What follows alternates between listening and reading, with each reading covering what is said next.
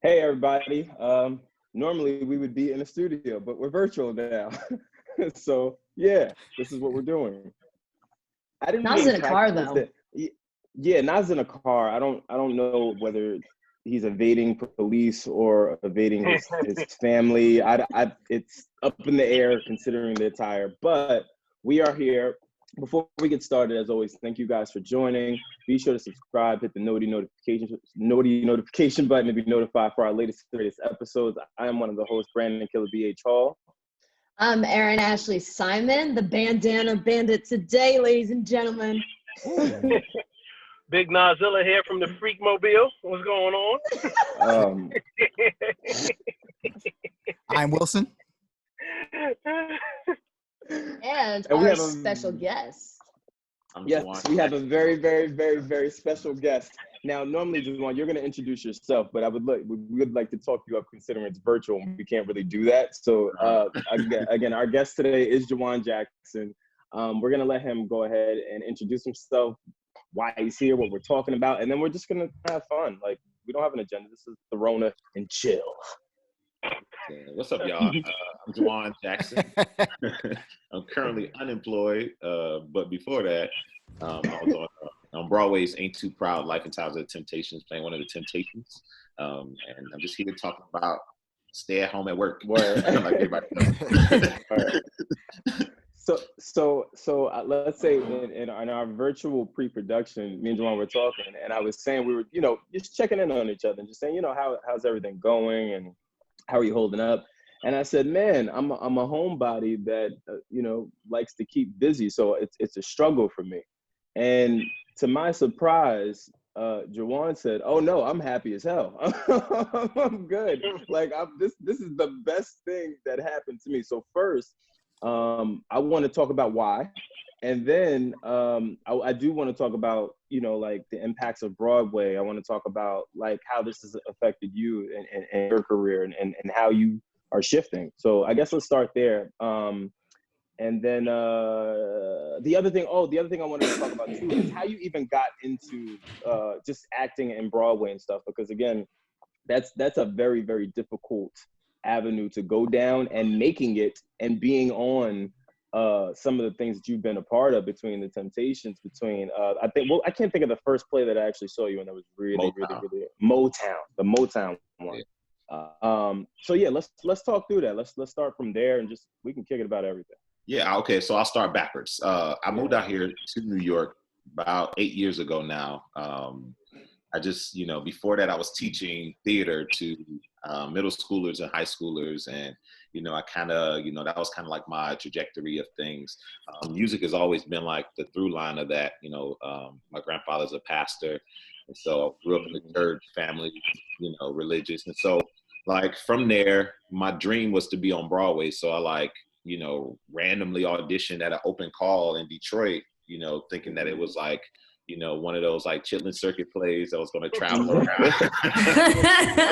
Like I was like, Mama, I want to sing, or so, whatever. And like, then, from like 3-4 auditions later, like I found out that I booked the gig, and it was actually moving me to New York, and then there's actually a Broadway show and the whole time I was auditioning, I didn't know it was a Broadway show I was auditioning for. And so what's crazy is that at the time I was doing this show called The Wiz of Motown. So auditioning for Motown, the musical, I thought it was like one and the same, like, okay, another musical about, Motown music, not knowing that it was actually a Broadway show. And so that was kind of like my introduction to the New York scene and theater acting.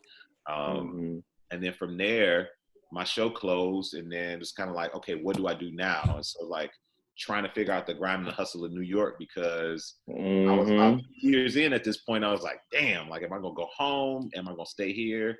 And so just trying to figure that out. And then I did a TV show, The Get Down. I did an episode of that. And from there was like singing background behind folks and different artists. Amine, I sang background for, and did some stuff, and like, just like working. And then eventually auditioned for Ain't Too Proud Now, and I couldn't even get an audition for it. at the time, bro. Like Uh, it's crazy, because I didn't have an agent. I was doing everything on my own up until that point. yeah, Um, yeah. And then I finally got an agent, and through a couple of my castmates, they, whispered in the casting agent's ear. It was like, yo, y'all need him. He's the guy y'all need for this part. And, got in there, and I auditioned one time and then had one call back. And then the rest, I've been on it it'd be 2 years now. I've been with this show. So fire. So fire. Yeah, that's so cool. I have a quick question, right? Because the when it comes to entertainment, there's the financial struggles that can come with it, especially when you start out.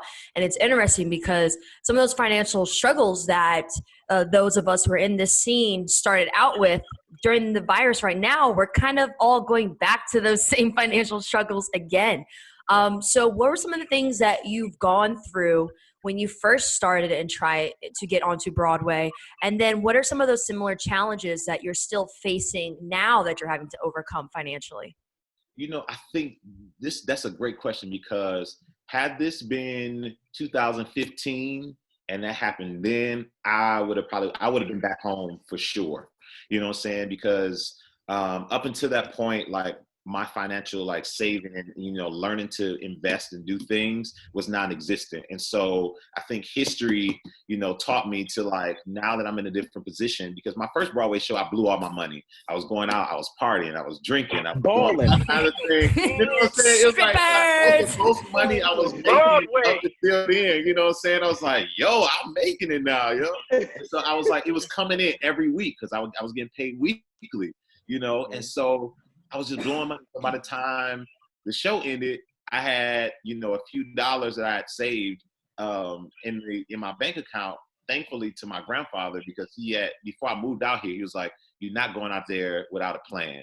I want you to save this amount of money before you even move out there. So if you don't have a job, you can sustain yourself at least a few more months to buy you some time. And so from that kind of, template, I prepare myself like then. So now moving to 2020, now that it is hit, I'm prepared and I'm ready. And so I'm not panicking, because I've been preparing for rainy days for 4 years, you know what I'm saying? So now I have this cushion to be able to sleep well at night, to know that my rent's gonna be paid, to know that, the things that I'm gonna need, I have, and I'm gonna make it, with the goal of us starting back within 2 months, 3 months from now. So, it's just like financial planning. I think that's very important. That's why I stress to Broadway performers and actors in general who, their main income is getting gigs, because now that the gigs are stopping, this is our main source of, how we, make our money.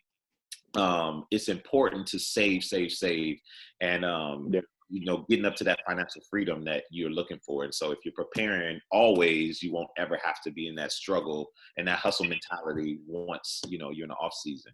And thankfully, our union, because we didn't know if we were going to get paid during this time, and our union rallied together and was like, actually, this is how much we want y'all to pay. So I got paid. I'm getting paid during this time, and that's a blessing. You are blessed. I know a lot of people that are not. Exactly, and I recognize that. And so that's why also during this time, I made sure, because I'm, I was blessed and fortunate to, get paid, I'm helping other folks. So I started randomly cash apping folks, on some here, or how you doing? Just trying to help as much as I can, because I know that, my story isn't somebody else's story. And so I wanted to make sure that I'm still giving and, paying it forward.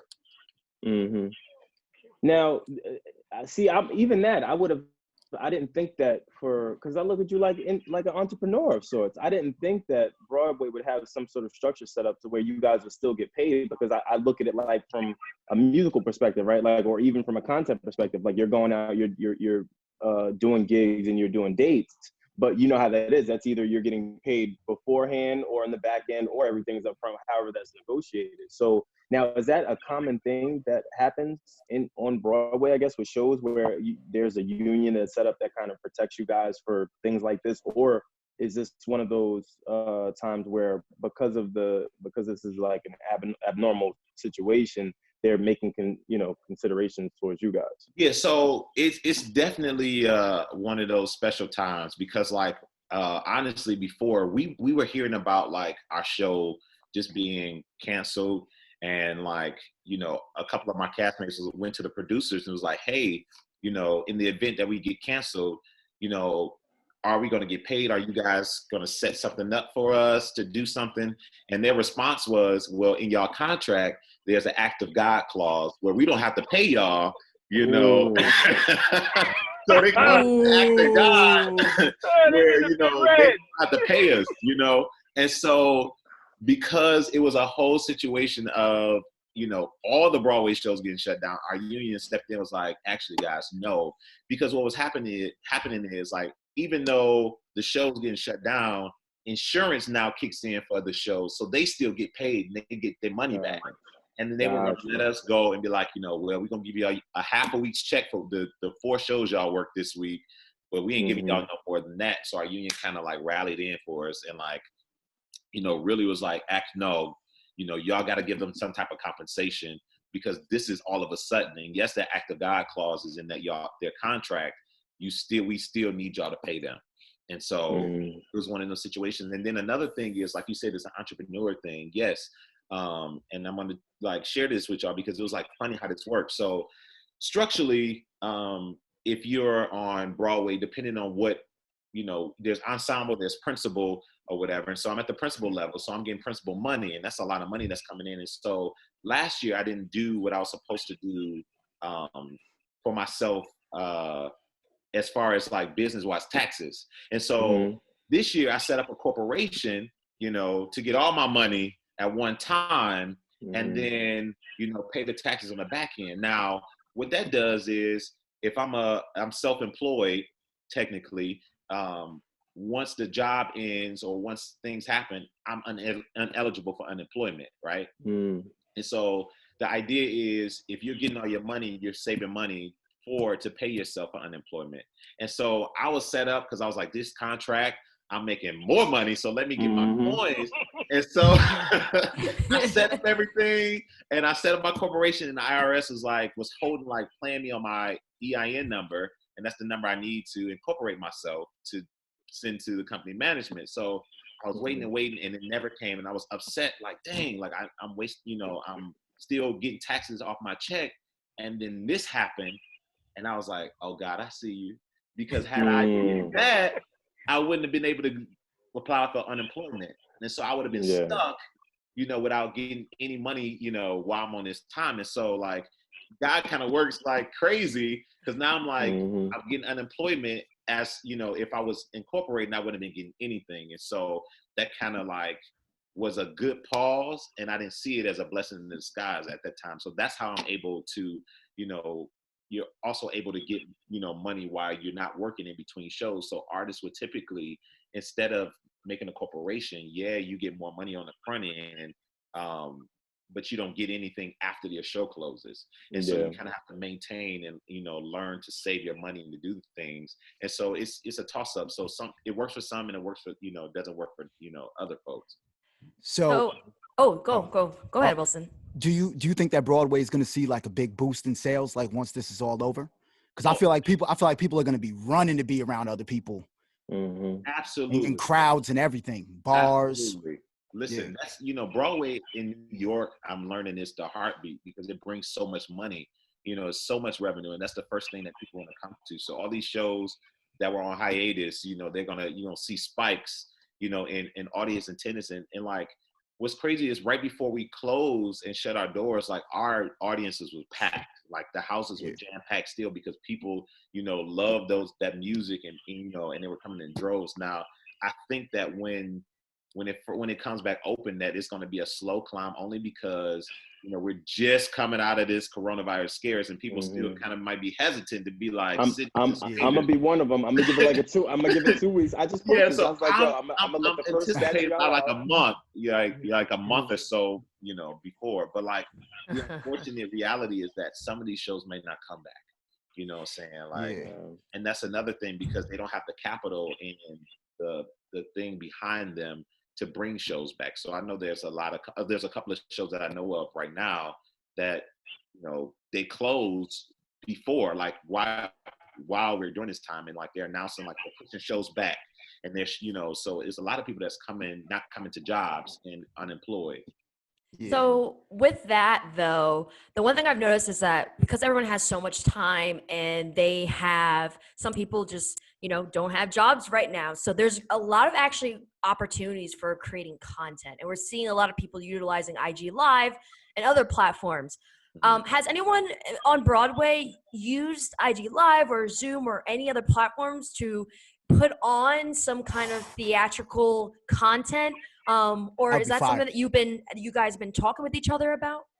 Yeah, so they're doing like this thing, I think it's tomorrow actually, called the 24-hour plays or 24-hour readings, where, you know, it usually is a day of like monologues, performances, just creative things, you know, and you bring in all these Broadway stars and like TV stars, movie stars together to create content. So, you know, usually it'll be held at the theater, but now they're using Zoom, they're using the Instagram Lives, you know, and so we're finding, you know, and I was telling Brandon, I was like, I found out like, even though this time I'm not working, I'm still making money from like things, because I'm getting things like that.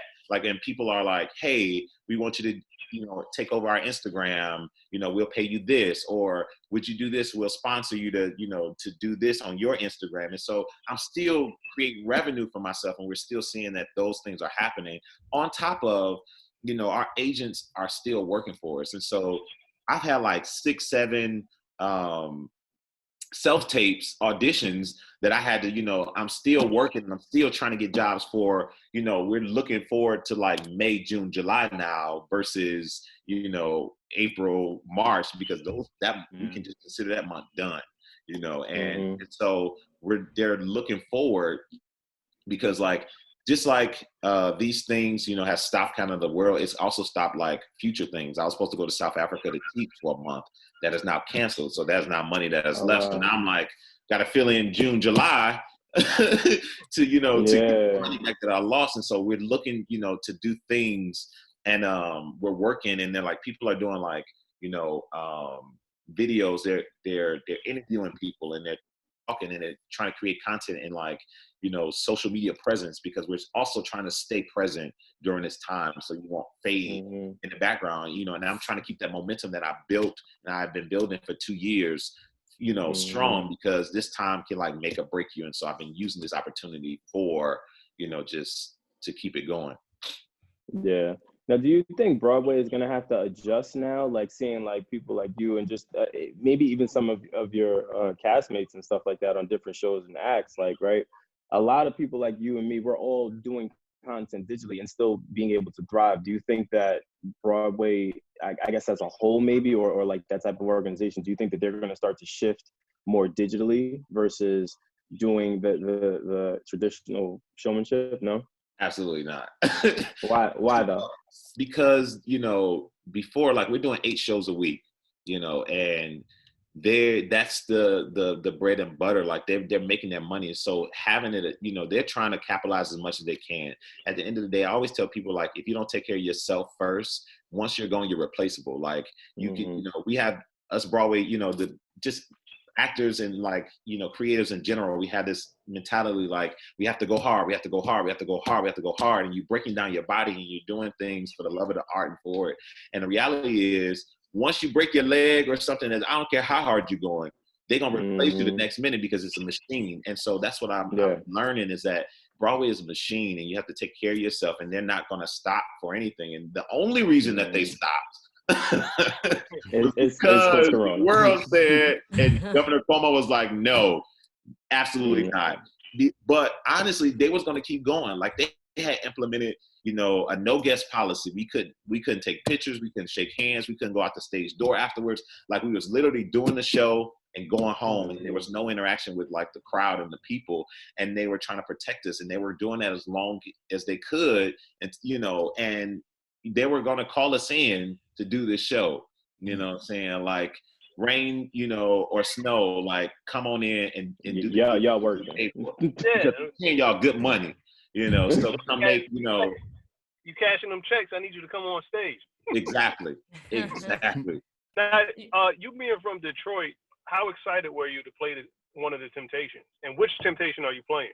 I play Melvin Franklin, and like that's like the pinnacle of, I think, of when it comes to like bass singers, because I'm a baritone bass. Like I think he's the top and the cream of the crop.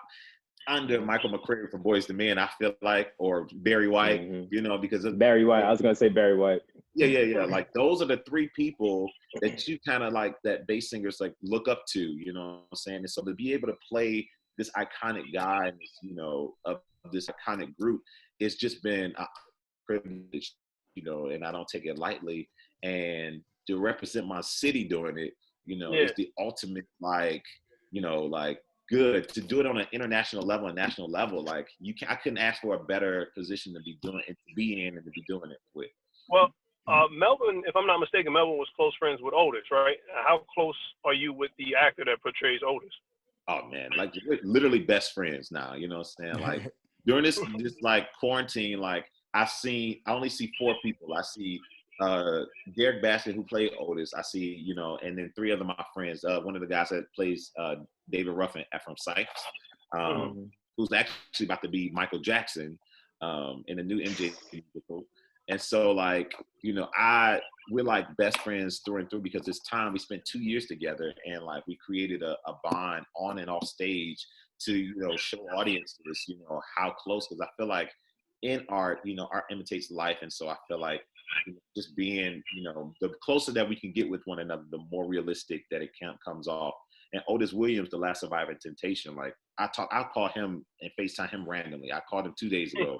You know what I'm saying? Like, what up, Uncle O? That's what I call him. And like, he's become like the biggest asset, you know, in this whole process, because what better way to figure out how, you know, what happened than asking the man that went through it himself.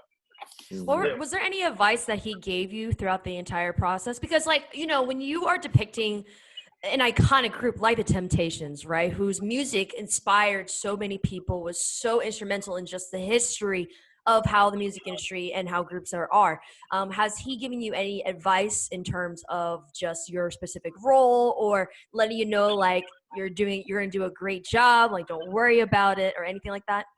Yeah, I think the first thing that before he can, because, you know, they from Detroit. Detroit is, I feel like, is our funny acting. You gotta show yourself approved before you get anything. And so, like, the first thing he was like, well, do you have the voice? And so once he saw that, he was like, okay, cool, you know. But like, his whole thing is, you know, nobody's above the group, you know, and to make sure that this process, because it's going to get crazy and people are going to try to naturally, you know, pull you forward or like single you out, just make sure that you guys are always close together, and the communication is always open, and always to keep God first in anything you ever do. And that's what he always said. So taking that mentality and that concept, like right before we always went out to perform or whatever we did, we always made sure we checked in. We would, do a group circle and like really champion each other. And if like, just because we're human, like everybody has their days. And so we made sure that we always held each other up. We made sure whatever that we were going through personally, that it didn't affect the group dynamic, and that we always made sure that we were close in the communication. So when people or like producers or the creators would try to like, say something in our ear, like, push us out, we can see people getting pushed to the forward, the front, a little bit more than others. Like we always made sure that we were always on one accord, in everything we did. And that's what kind of like kept us sane during this process, because I got to do things that I've never thought I, would been able to do. I went to the Met Gala, like, we got nominated for a Grammy. We went to the Tonys. I'm about to say, hold on, you got nominated for a Grammy. That's major in itself. I wanted to talk about that piece, and not to cut you off, but how I think it's interesting that a lot of people may not know. Well, they'll know this now, from at least our audience, for those that may not know you, but you actually do really, really sing. Like, you know what I'm saying? How crazy is it that you inadvertently kind of sat back or took a different route to go into singing in an untraditional way in Broadway and getting a Grammy, when most artists you probably know that have maybe had greater success than you and I or anyone here will probably never even see the light of the day for Grammy. Can't even spell Grammy. How does that make you feel? It's man, like having a Grammy was or nomination. That's the same to me if you ask me. I'm waiting on my plaque to come in. They gave me this little medallion, you know, and it is huge for it, and like the certificates and like everything. And it's just the honor in itself, because when you think of singing, when you think of, you know, artistry, the top of your game is always that Grammy nomination or getting to the Grammys. I feel like some artists, like, it's the road to it. And so just having that, it was a blessing, dude. Like I didn't see it even coming. You know, I just was like, I want the work to show for itself. As long as the work is good, I'm not worried about anything else. And so I always focus on the work, you know, and I think that is the goal. Aside from any nomination, any accolade you can get, as long as the work is good, that's automatically going to come. And I take that back. It doesn't automatically come because we don't need artists. I was about to say, I was going to say, hold that on. should have got it and has not, you know, but I think that, you know, that was like, for me, just focusing on the work. Yeah. And coming. And like, our show is good. It was good.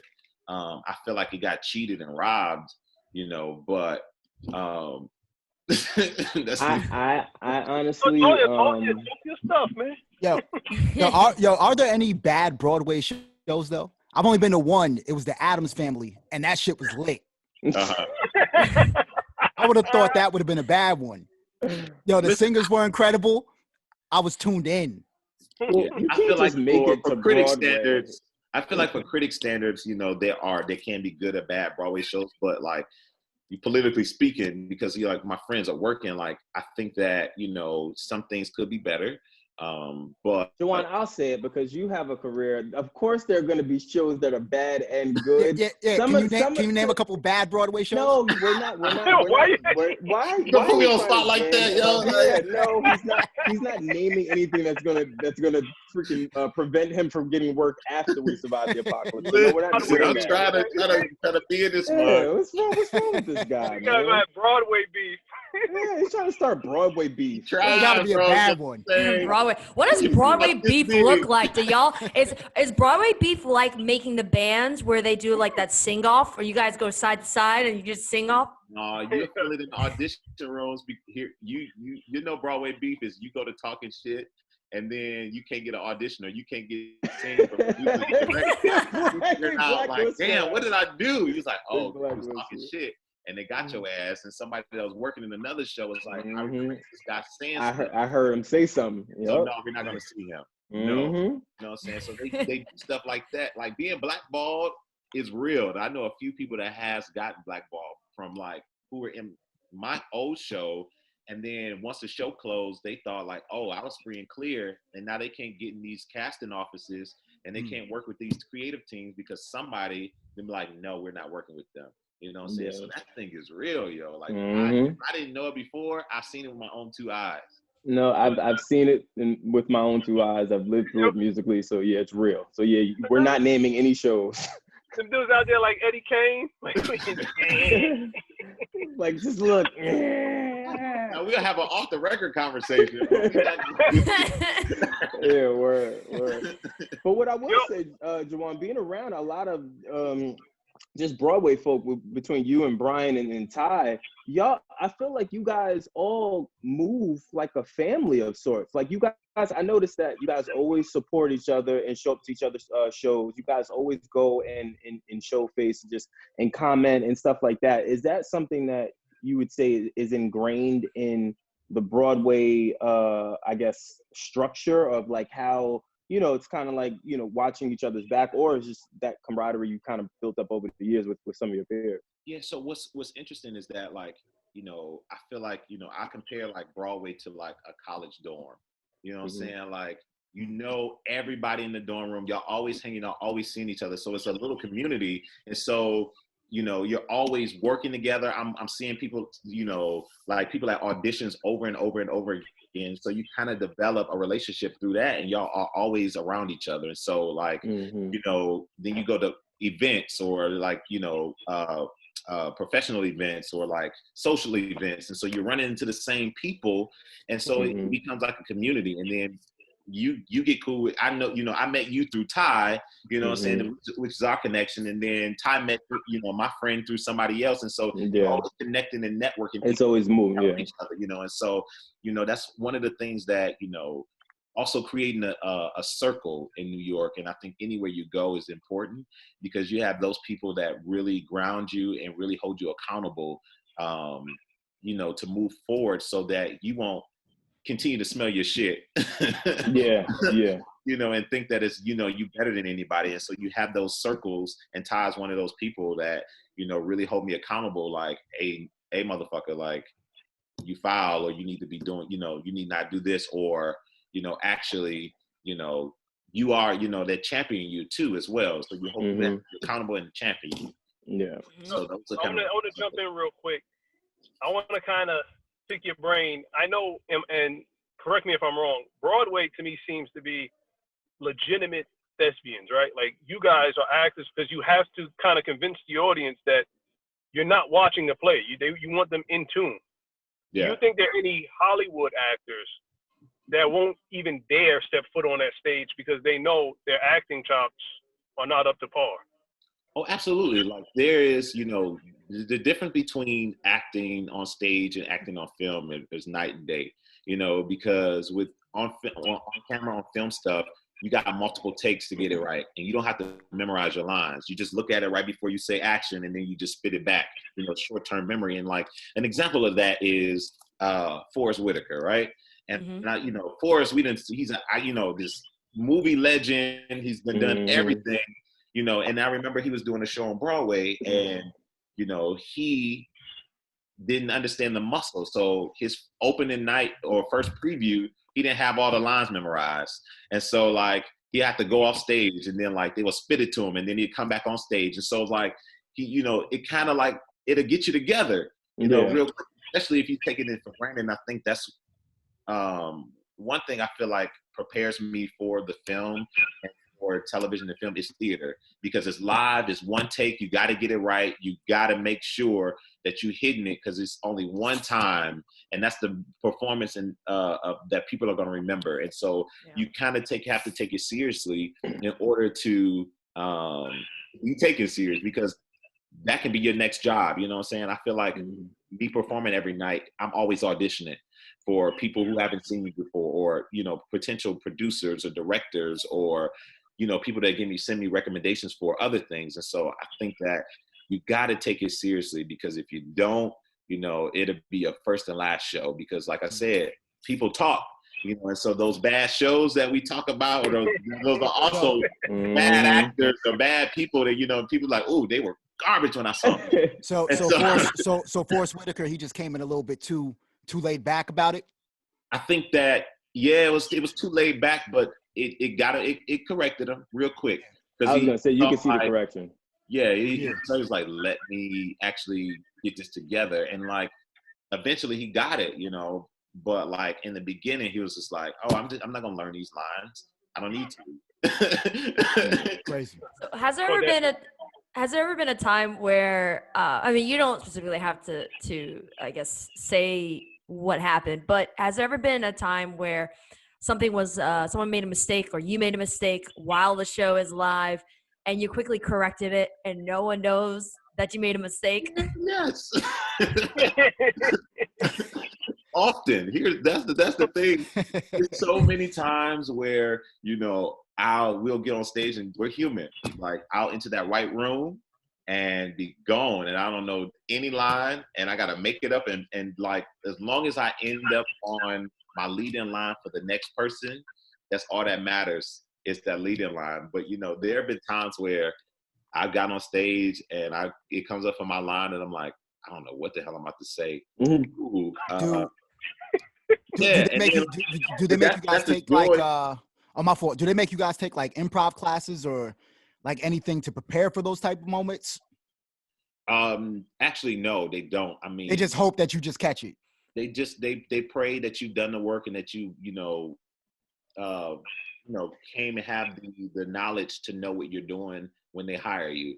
And so that's another thing of like, making sure as an entertainer, as a creative, that you're always learning, that you're always taking classes, brush-up classes, voice lessons, you know, and I'm still in all of those because I don't want to ever be able to not learn anything new, you know, and I think that being an actor is always being open to learn new things and to take on new tasks to get better, because I don't want to just be where I am now. I want Ain't Too Proud to catapult me into the next thing. And in order to do that, I have to continue to study and I have to continue to take, you know, these classes and know what I'm supposed to be doing. And so I think that it's always a requirement, but it's not forced upon through the powers that be, because they hire you thinking that you already have those tools.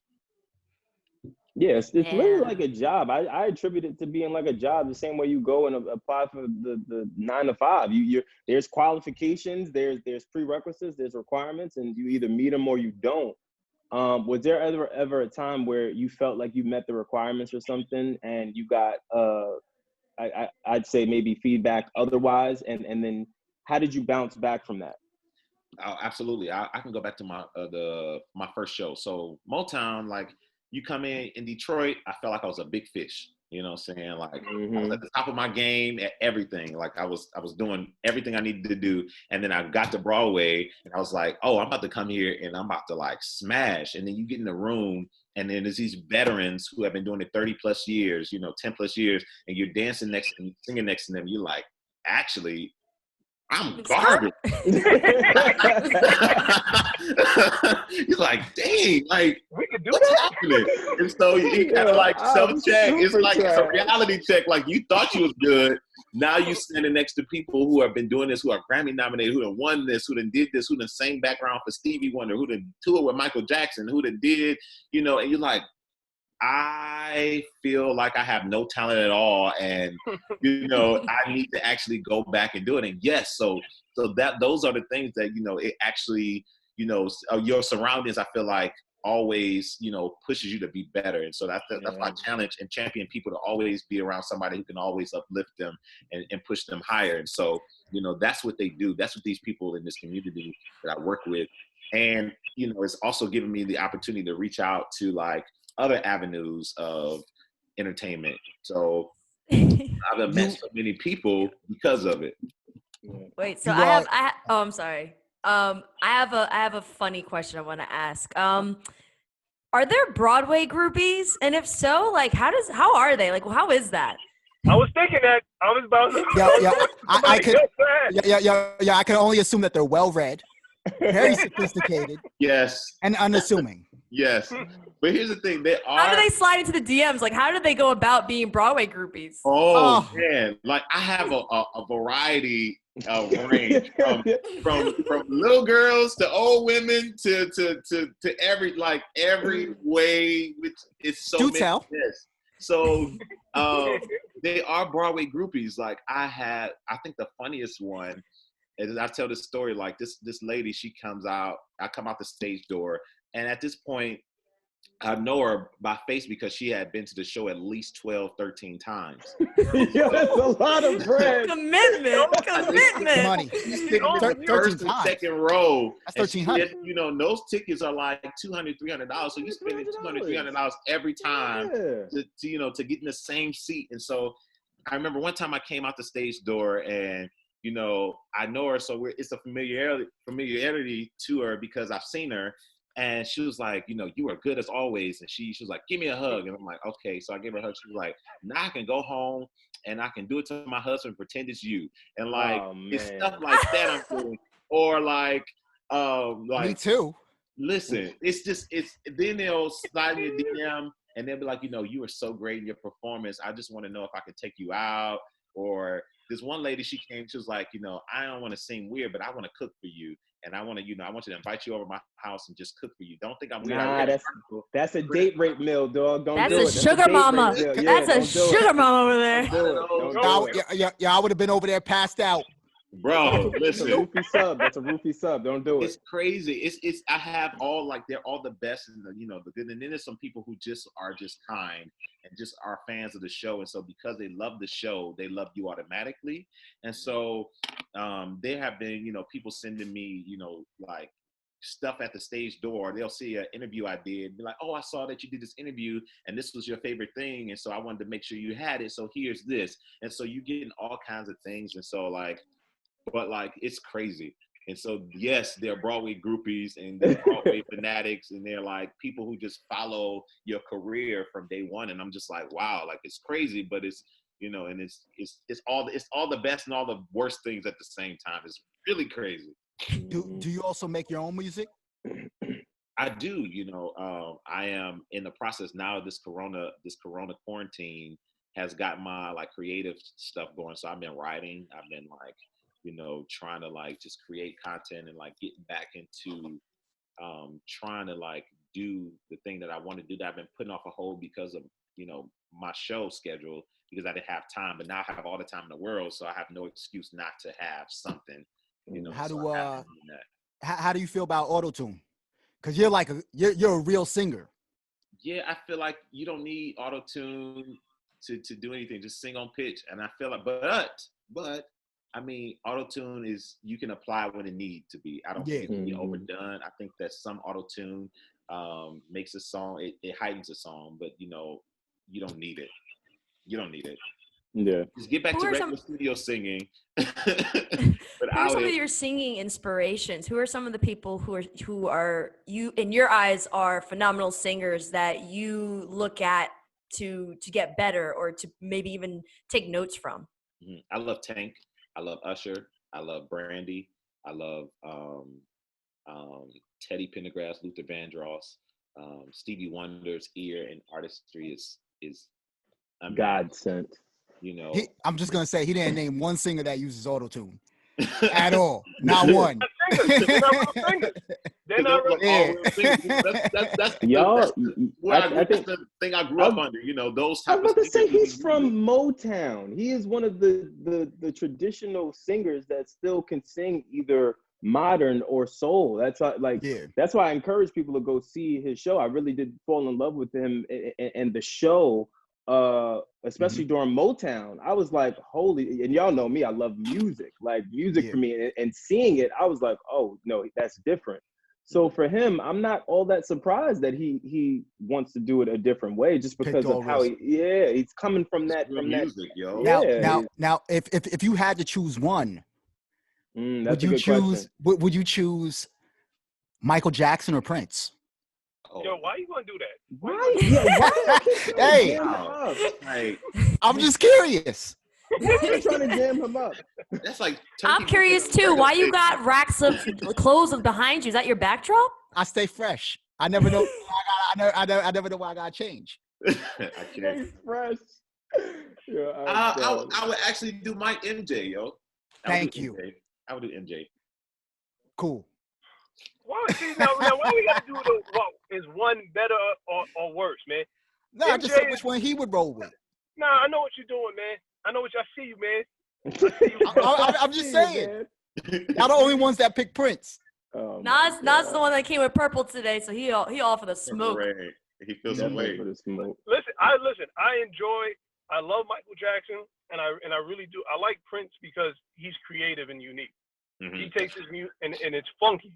Is the real word I want to describe. But Wylson doesn't like Prince. He thinks that Miguel can do Purple Rain better than Prince. Absolutely. No.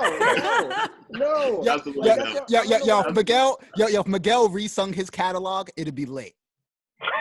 No, bro, you're on drugs. That's all I'm saying. It's not gonna happen.